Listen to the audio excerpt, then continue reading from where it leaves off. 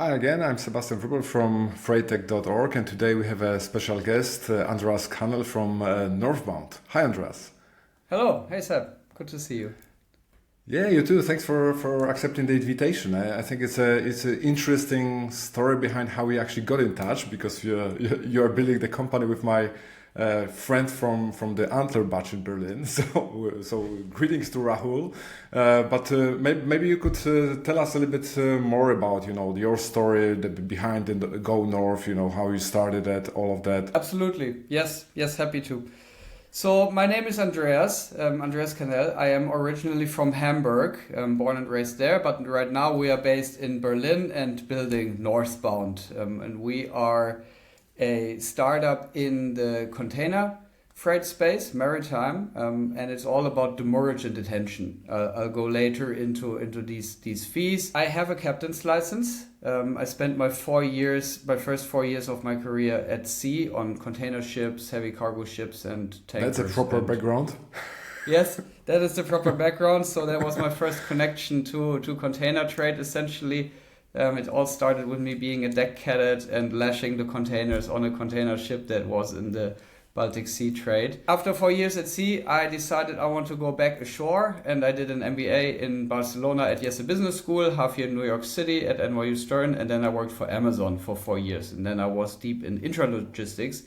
I was running large fulfillment centers based in Germany. I launched two of those. So for 4 years, my life was very operational focused. It was all about efficiency and quality and packing millions of packages and sending them out in time so customers get essentially the Amazon package.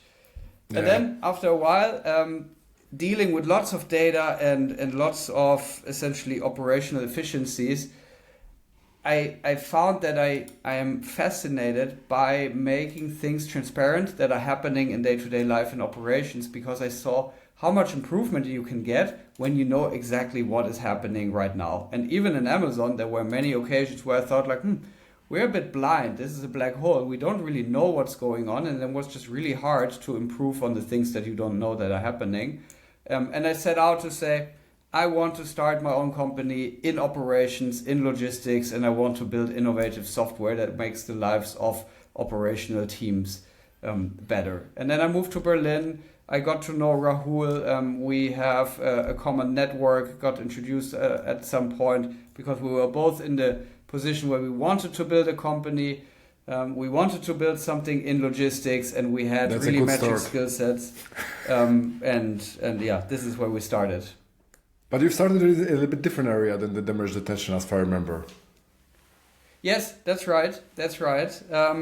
Initially, we set out and said we need to organize the inbound flows into buildings better. We need to make those transparent, and the vision was, look, if you're a big importer and you have a big network, essentially what I had at Amazon, where we had a network of 15 buildings and there were millions of units coming into the network every week. And I saw how this company struggles with the forecast and then allocating the volume to different buildings in the network, then managing the capacity workload in the buildings. That was all fluctuating a lot, and it really needed lots of management time to get it right. If you didn't get it right, it really had severe consequences. So either you didn't have enough volume for your building. That means you have lots of people standing there. The dock is empty. There's no work, but 100 people paid and on the payroll and waiting for work. Horrible situation for you as a manager, because you see that productivity is just tanking. The other side of the medal is not much better. Too much work coming into the building and essentially everyone overloaded. Backlogs of 2 weeks, lots of escalations. So we set out to essentially manage that entire flow better. And from there, we developed into the direction of demurrage detention, which is essentially very connected to it. It's just the first piece that we really dive deep into. And then the other pieces we can tackle later on as well. All right. It sounds like, it's like a normal story of a proper agile new venture that you've been looking for an area to solve. So now tell me, what your product is and what you are solving. Yeah. So the problem in the world for shippers, shippers or BCOs, beneficial cargo owners or importers, is that they pay millions in demurrage and detention fees on sea containers. Let me explain these fees. So demurrage and detention fees are costs that are accruing when you use a container for too long. Typically you have a couple of free days, 4 or 5 days for free, and then when you go over and you still have the container and you haven't returned it to the sea carrier, then you pay daily fees of $200, $300, can even go higher for different container types. And these happen, demurrage means the container's in the port, so a container has arrived in port, was discharged, and now it's waiting for you to pick it up. If you don't pick it up, at some point the carrier will say, look, I cannot pay these port storage fees for you, you need to pay these.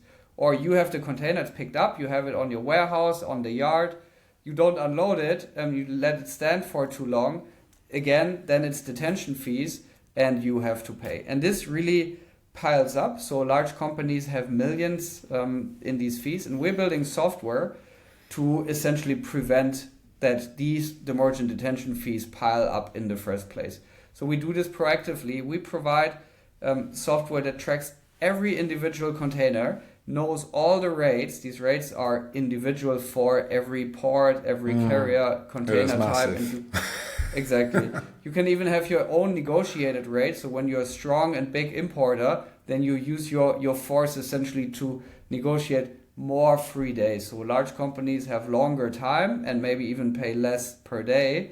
But still, these companies typically have such a large volume that they also need more days, and they still run into demurrage and detention problems. So we calculate for every container how much is accruing, what are the rates, where's your problem, and that makes it transparent. It enables operational teams to know exactly which container they should work on.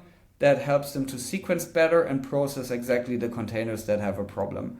And then we have a reactive approach as well. Later, 2 months later, you get the invoice typically that says you had your container for too long. This is what we charge you. I've seen it even a year later, to be honest. Yeah, there were times where really there were strong backlogs, and essentially even the carriers, they didn't have a proper tracking system, and it's manual work. There's really humans sitting. They make the calculation in Excel. They calculate how much should we charge. They manually create the invoice, and then send it out. And then, how are you going to check that? You get an invoice that says 1 year ago, your container was 3 days too long in the port, and you didn't even know it back then. How are you checking it today? And then usually this invoice even hits a person that is not really operational. It's more like in accounting, checking invoices. Yeah. Impossible to check. So we have built a system where you upload your invoice, it automatically extracts the data points, understands the 3 days and different periods and the rate that was applied, and then goes back to our system where we have made that calculation for this container, compares the two, and comes out with a result and essentially has checked and audited the invoice. And if there are errors, and many times there are actually errors, then you can dispute that. All right, so it's both visibility on the, let's say, upcoming demurrage detention charges and also the audit of the invoices. Exactly, that's our two-way really approach. Nice. You know, it's been a nightmare of actually checking all of that against everything, especially. But your tool is let's say dedicated to the BCOs, right? It's like the importers, they are checking the invoices by themselves. So we had the decision to make: do we target this at BCOs or do we build it for freight forwarders? Yeah, we're all of course involved with demurrage and detention. What made us go for the BCOs was essentially the business case. The BCOs are the ones that really have to pay in the end. They pay the bill to the carriers. So the pain is just much, much larger. Agree. And currently... And we did talk about it in the past, and I fully agree on that. I wouldn't like to be mean to the freight forwarders because I love the space and love the people in this space, but, sometimes they are also the invoice forwarders. Yeah, it's absolutely right. And I spoke to a couple of freight forwarders. They say, yes, it is a pain for us because we need to essentially pay the bill before we have to collect the money from the BCO. And it's, of course, manual work for us to check the invoice from the carrier and then issue a new invoice to the other one. But they especially typically when add you a little add, bit you know, of a the ton of surcharge. different customers with different terms, with different carriers, and you know the whole list is just blowing, right? It's like it's even getting worse to actually compare it against each other. So, yeah, that is complex, and but the result is they are forwarding the invoice. They don't really, in the end, don't have to pay it. So they are not that desperate for a solution. The BCOs, for them, the business case is super clear. You pay $1 million per year. It's really realistic to get your demurrage detention spend down by more than 50%, but just by providing this transparency and cross-checking. So essentially, you have cost savings potential then for a company of 500K. And that's just really massive for companies that kind of are. Many companies are currently under pressure to reduce their freight spend.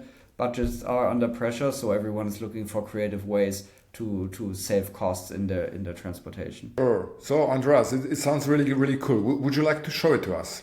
Like, you know, go through that within the demo. I think that everybody is already excited about your tool and would like to see it in action. Definitely.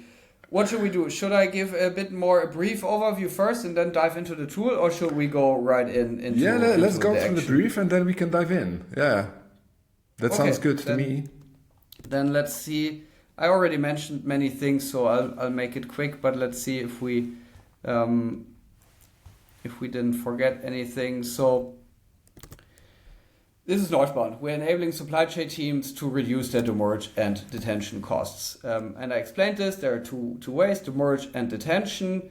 Arrival at port, discharge from vessel, gate out from port, container at warehouse, and empty return to port. This is the typical typical chain a container takes. What goes into a demurrage and detention rates? There are different criteria. So it's the port, the shipping line, the container type. There are various definitions how that rate is actually calculated, and you can have your own negotiated rates. So it can get complex. I love this various definitions piece. You know, it's it helps a lot every time. There's a lot in there, so you could break that even down into many other topics. It's just a catch-all, essentially. Yeah. This is here an example for Maersk Line in Rotterdam. So this is the public rate. So essentially, they say demurrage, you have 4 days, and then day 5 to day 8, it's 100 per day, then 9 to 13, 170. So it goes up, you have these periods. Essentially, that means for every container, you need to know exactly in which period is this container currently, what are the rates. You see, of course, you can build that in an Excel model, but when you have many containers, many carriers, different ports, and maybe no direct connection to a real-time visibility system, it can get very tedious to do that calculation for every container in real time, and essentially our product provides that. The problems I mentioned there are regular freight costs and demurrage detention fees are a piece of it. If it's large, could be really about 5 to 10%. Sea carriers make a lot of money with it. It's $1 billion that each carrier really makes in revenue. So it's not bad for them. Especially since there's a demurrage, like an only piece that is hitting actually the land. You know, in the past there was a demurrage and storage, so you know it was a port that was actually invoicing the storage, which obviously made it a little bit more complex. But at the same time, you know, when the shipping liners took the storage into that, that's another layer of actually making a profit for them, right? It's like, you know, they have a power to negotiate with the terminals, and then they just put it into the market. So. Absolutely. It's a big and important piece of revenue, and I've heard consultants that were helping the sea carriers, and they said it was completely on the table. There were strategies around demurrage and detention, and it was not like we need to get this down. No one wants demurrage and detention. It was more like, okay, how much are we forecasting? How much are we getting? So it's an important piece. Yeah. Why does it actually exist? It's lack of real-time cost transparency. If you don't know what happens, you cannot react. If you cannot react, then of course you cannot reduce the costs, and you cannot audit the invoices properly if you didn't know what happens. So now we're here. We enable the operational teams to proactively reduce these fees in real time and then dispute the charges.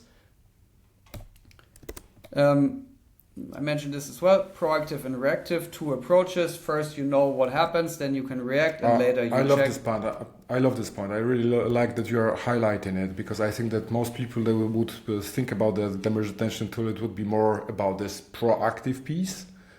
which is obviously very important because then you cannot really act on that. But this reactive and actually making the invoices audit is such a big topic, Yeah.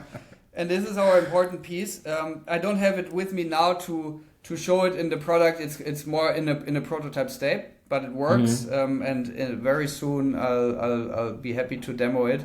This is where we use really these upcoming AI models to use the image recognition capabilities and their understanding to extract the data points, and then the model can really understand and make sense of what it extracted, and essentially put all the data points that it sees into the structure that we need for the Demurrage and Detention, and then make that comparison automatically as well. I can imagine Rahul's excitement about this piece, given his background. Absolutely, within, this is where really a lot of the work goes. That's the harder piece, but in the long term, maybe even the one that provides more value to the teams. Awesome. All right, so a couple of screenshots, but let's dive in. Let's dive in. Okay, we will dive in. You go to the dashboard anyway, so I think it's going to be better to see like a real dashboard. Absolutely. Here we go. And there it is. So we have a view of the world, and we see here two locations where we see the number of containers that we have. So we have two containers here in Rotterdam. We see one is clear and one is in detention. We see we have 7 containers. This is in Charleston. I can zoom in. 1 container clear, 1 is at risk, and 5 are in detention. The proportion is always the same at the East Coast, especially now. Yeah, exactly. This is there are probably many more. So when we click on these ones, we can show the list, and we see immediately the containers that are here in Charleston right now. 130 days. That's going to be a huge bill, but we know precisely how big it is. Exactly, you know it, and these are real containers. So and we have customers where we see these numbers. So it's high, of course, but this is not unrealistic. So you see for each container, let's maybe look at this one here. It's a Hapag-Lloyd container. It arrived in August, and 64 days ago it was discharged.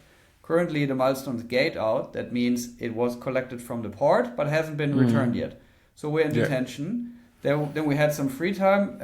There's a timer counting down. So here's a container, has still 5 days left. It's clear, no problem. But we know, this is the proactive part, when you're all good, then you tend to look at the ones kind of that are still okay, and okay, I have 5 days left. What can I do now to process that one, that I keep it at $0 of cost? But this container is 32 days over.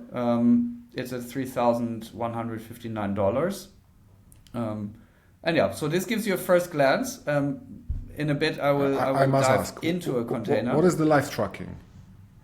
Is like some sort of notifications or? No, we are actually getting the milestones. So actually, let me dive in. So each container, we can go into the details and see essentially all the data points. Yeah. Now I'm in this expensive container. It's at $13,000. The live tracking means we are connected to a real-time visibility provider, and we are the customer. Actually, you just enter the container number and the bill of lading. Yeah. And then we are able to pull the milestones. So here on View All Milestones, we see exactly what happened here. So was loaded on the vessel in Hamburg, and then went to Charleston. And we see the data sources where this information came from. And this works globally for all the major shipping lines and all the big ports. So we get these milestones automatically. The system calculates, essentially, we sort them into the big important milestones that we need for the demurrage detention calculation. For us, the most important on the import side is essentially discharged from vessel, gate out from the port, and then gate in empty return. These 3 are essentially the milestones for when the calculation changes. Yeah. And then we bring that into, maybe I'll zoom in a bit, and we make it larger. This brings us into this calculation for the demurrage and detention period. Actually, let me open up a different container where I know the calculation was a bit more complex. I think there was one from Rotterdam, this one here. Greetings to colleagues from Port of Rotterdam. Timeline, yeah. So we see this container here had 2 free days in the port, and then the merge period started with $25 a day, 2 days in this period, summed up at 50, then was picked up, had 5 free days for detention, and then period 1 started 3 days, period 2 started 4 days, and then it was summing up, and currently it's at 6,480 for the detention period. So we have really the clear calculation for each individual container. Yeah, you reminded me the old days when I was calculating this as a freight forwarding, specialist. Oh, and how did you do it? Did you have like a complex Excel sheet with all the rates and then pulling in the milestones? Pretty much, those Excel sheets are, sometimes bigger, sometimes smaller. Mine wasn't that big, to be honest. So I was taking the shortcuts wherever possible because there was such a, huge amount of work to be done. So you couldn't do it like, 100% precisely. So it makes sense. And essentially, we're trying to take that work away from everyone who deals with these costs. The deal is really, okay, you upload your list of 100 containers, the system pulls all the milestones automatically, you don't have to do anything. The only thing we do beforehand is we set up the rates, we make sure all your negotiated rates are essentially in the configuration, and then the system understands for each container which shipping line is this, which port, then it picks the corresponding rates, it makes the entire calculation, and within minutes you have this dashboard. We have customers with 700 containers simultaneously in here. The numbers are much bigger than, and essentially they proactively use this to manage the flow of their containers. You see here, essentially, I'm currently at $28,000 of detention. I can now click on the 6 containers that have the problem. I see how much I'm spending per day, currently 696. I also know tomorrow it'll be 743 and the day after 793. So I already kind of know if I don't act, what will happen. And on the bottom, I see essentially the containers.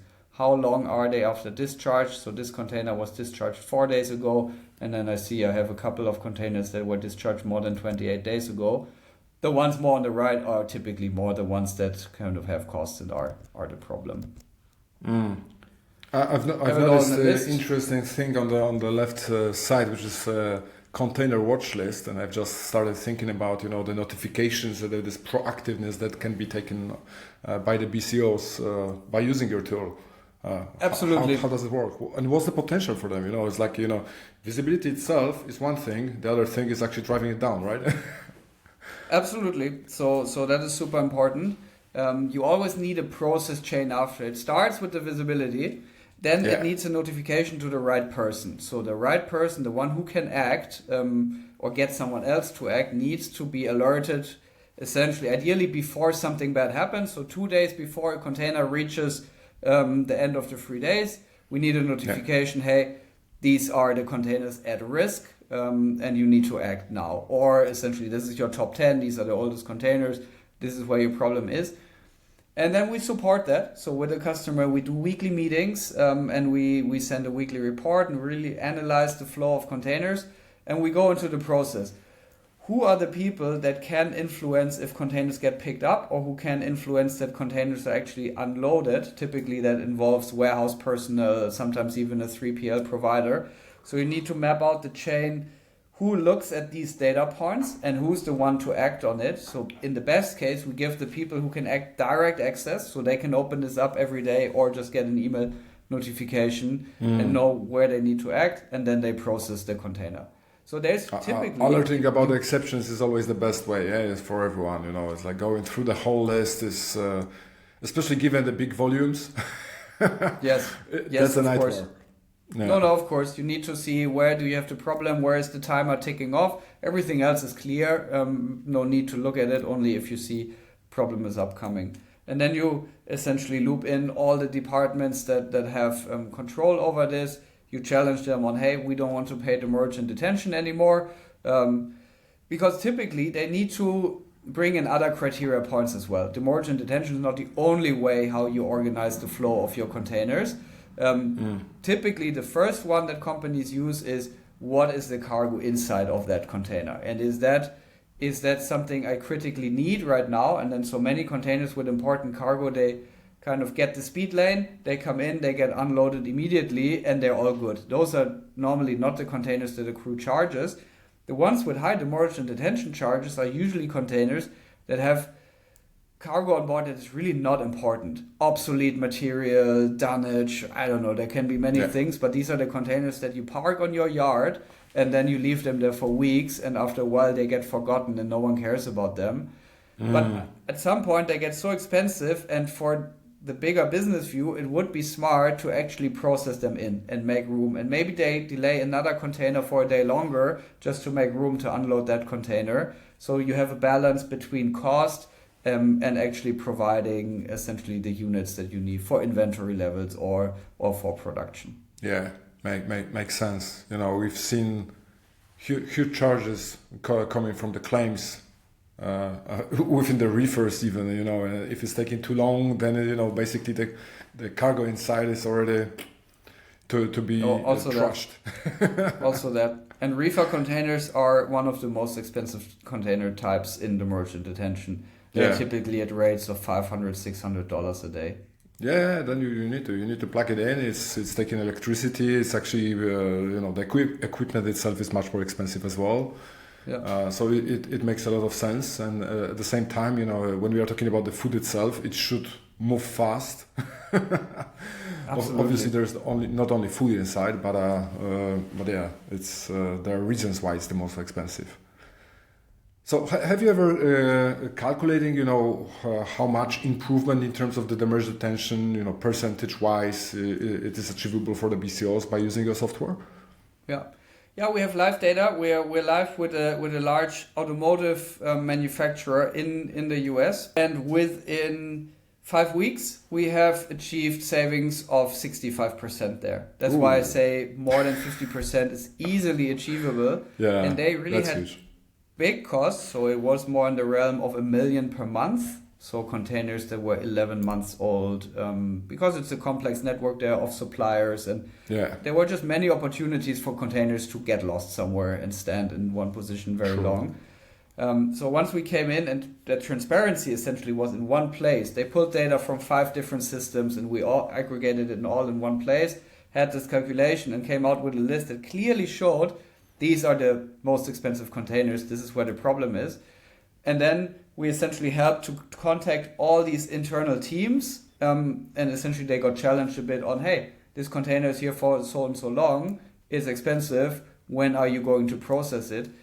And that just worked like a charm. So really nice. The number of containers that were accruing charges went down actively, and that meant the weekly charges went down because each container accrues charges every day. So if you solve it, immediately you kind of stop that cost outflow. Costs are down by 65%, and it's really stabilizing. So it's not like down once and then going back up. But we also see, and we had this East Coast port strike, in that moment, it went up again. So of course you cannot do something, there's like a different thing, but it showed there's always container flow and you need to be on it. You cannot just solve it once and then it's okay. You really need to be proactive about it, need to monitor the incoming new containers and make sure they are processed in time. So there was the team is now really using the pandemic system. Time, you know, within the when you know the LA and Long Beach was basically congested, and you know the demurrage detention charges was rising, and you know, so I guess from the BCO perspective, it was we have no influence on actually taking it out, but we need to pay. It felt so unfair, right? It was like. I think the beginning of the introduction of this Maritime Act in the US by the Joe Biden. So by the FMC. It was supposed to be getting better, but obviously the East Coast, if it took the strike itself, if it took a little bit longer, it was only 3 days or let's say 3 days. But if it was longer, I think we were heading towards a disaster in this field again. Absolutely. So I think, and I felt that at Amazon, every day of disruption, one day of not working, piles up, and you need a week to clear it. It's not like next day you're just back in normal business. No, you have lost the capacity of one full day. That volume is still there, but kind of from the back there's new volume incoming. So you have the volume for 2 days, but you only have 1 day of capacity. And now you need to kind of have multiple days to kind of just work all that volume from that 1 day that was lost away. And in 3 days, I mean, then you already need 3 weeks to kind of just go back to normal operations. And these containers piled up. So our client kind of stopped production. Containers were piling up there. And 3 days I think was still manageable, but more, it gets just even harder. Imagine 7 days. It's like 2 months of clearing. Yeah. And we're not done there in the US. So essentially, we just moved the negotiation by 90 days. So January 15, there's kind of the end of the next period. If there's no everybody's full watching agreement, it. we might face another one. True. But our client is ready, so that of course helps. If you know this comes and you have a tool, you see all your containers, you know exactly what they cost. That of course strongly helps you to manage these crisis situations better. Because you know where your problem is, and then you can find ways, and you can be maybe a step ahead of all your competition of other BCOs that get blindsided by these situations. Yeah, so now it's like your time, right? It's like within this 80 left or 70 maybe days, depending when you are watching, guys, this episode. But it's your time to actually push the US BCOs to implement your tool. But how much time is it needed? Is it doable for them to actually implement it? Absolutely. The beauty is we don't need any integration into the systems of our customers, because we have our own integration. We bring our own milestones for the containers. So essentially, setup can be done in a day. The only thing is we need the negotiated rates. So we need to know kind of what are you paying, and we need a list of containers from you. So essentially, the container numbers and the bill of lading that goes with the container number, that gets uploaded, and the data is there. The system is entirely in the cloud, so it runs in your browser window. You give access to all your team members. There's access management for different roles. You can have multiple teams to sort your containers, but essentially after a day you can immediately have that list. You know exactly what you're paying. Even works for the past, so we can see kind of past containers, how much did you pay. So even the invoice checking, we can do it if you had not used Northbound while the container was moving. So we can add them, see the past data, upload the invoice, have it checked. So and we offer both separately. So even if you say, I just want invoice checking, we can set up a flow that you essentially upload the invoices, the system checks them. We also support it with kind of human fact checkers. So we do a double check that we really have a precise result, and then we do the invoice checking, or you use it proactively to essentially keep control of the margin detention and keep the cost low. Andreas, I can smell that you will need some seasonal workers in the first 2 weeks of January. So, you know, better get prepared. You know how it works. You know, it's like some things are done very last minute in this industry. So I think, you know, everybody's really just waking up around early January that, there's a strike coming. Yes. Let's or do Christmas time. it. Christmas time, I've heard customers that say like ports close or warehouses close, there's holiday period, and then containers still arrive and they pile up. And that's typically the season for demurrage fees, when kind of in the ports they go over the 3 days. So that typically happens. We see a spike kind of after Christmas, that containers are suddenly standing a little bit longer than normal. Yeah. So let's get back to your venture itself, not the product, you know, how you are building it. And you already told us a little bit about the evolution and where you started, where you are today, you know, but I'm really curious, you know, what challenges you faced and what was the biggest one, and how did you overcome that? So I think the biggest one was really in the beginning. We already talked about it. The product developed a little bit into the direction of demurrage and detention. When I started out, I didn't know all these things super clear. And I think that's a typical journey. You start with an idea and the sector, and you know there's some possibility for improvement, but you're not super clear on all the details. And we started out with essentially more at the warehouse. We thought more, okay, all these containers, they get piled up in ports or they don't get processed because the inbound flow doesn't match with the capacity at the warehouse. So first we thought a good angle would be to improve that intersection of the warehouse world with the transportation world. So essentially schedule containers, make sure you have the capacity in the warehouse. It's a bit close to slot booking systems, but our angle was more to look a couple of steps ahead and a bit bigger in the network view. The challenge was, yes, that is relevant, and there are companies that have that struggle, and that is something you need to be good at to solve demurrage and detention, but the financial pain wasn't as big, because there it's about efficiency and productivity and warehouse capacity, and it was hard to find that one person that said, I own the entire budget for all this process. So it was hard for us to position the product with a proper business case. And then we realized, okay, the big pain is the demurrage and detention. Once you have paid these invoices a couple of times, then you go and look, what can I do? And then you are at, okay, I need to process my container flow better. I maybe need to look at warehouses. But as that's so intransparent often, the awareness is not there across the industry. And then we made the switch and said, let's start at the root cause. Let's start at the demurrage detention. That's where the pain is. That's where kind of the invoices come in.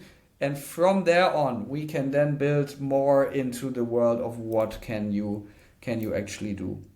And this is where we are today. The demurrage detention itself is a starting point to go deeper into the supply chain industry. There are other topics. You are just crossing my next question. What's your 5 years vision plan for Northbound? Yes. To tell us. Yes, where exactly. You are heading. Is it Northbound? So with Northbound, for me it's definitely Northbound. So for sure we want to make Northbound into a strong player in the logistics and supply chain industry.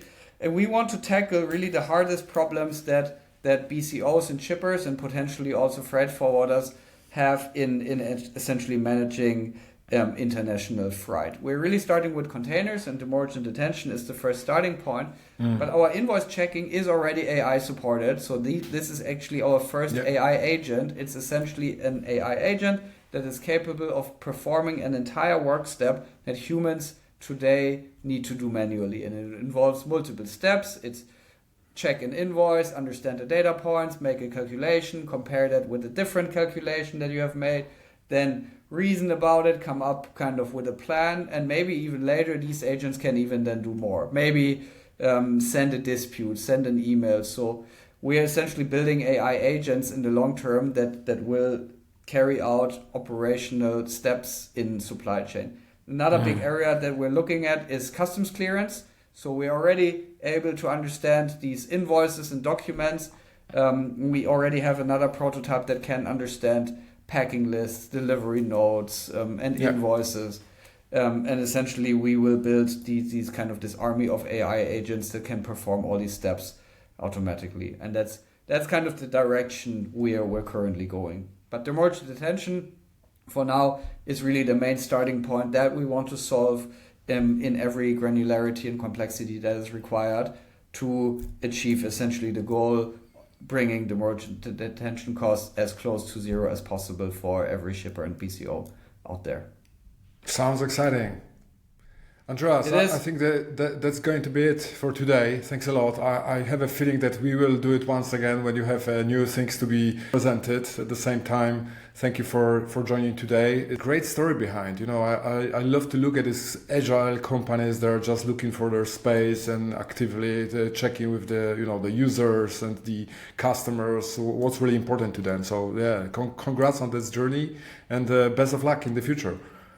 Absolutely. Thanks, Sebastian, for having the opportunity to present what we have built, and I'm looking forward to dive into more stories around the challenges in building the startup. There's of course much more that happened and that we're thinking about, and maybe another time we can talk about more about what's behind the scenes and what's happening there. Yeah, sounds good. Thanks. Super. Thanks. Bye-bye. Bye-bye.